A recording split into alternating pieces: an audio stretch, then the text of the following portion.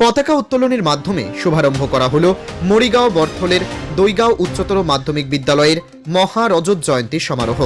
নির্ধারিত কার্যসূচি অনুযায়ী বিদ্যালয়ের পতাকা উত্তোলন করেন পরিচালন কমিটির সভাপতি আনোয়ার হোসেন। এরপর ৭৭ জন বিশিষ্ট ব্যক্তিত্ব ৭৭টি পতাকা উত্তোলন করেন। এই ৭৭ জন বিশিষ্ট ব্যক্তির মধ্যে রয়েছেন লহরীঘাট বিধানসভার বিধায়ক আসিফ মোহাম্মদ নাজার। এছাড়াও পতাকা উত্তোলন করেন বিদ্যালয়ের প্রাক্তন ছাত্র তথা অবসরপ্রাপ্ত পুলিশ সুপার আব্দুল কুদ্দুস, প্রাক্তন ছাত্র তথা বর্তমান শদিয়া জেলায় কর্মরত মৎস্য আধিকারিক আবদিদার হোসেন সিদ্দিকী, প্রাক্তন ছাত্রী তথা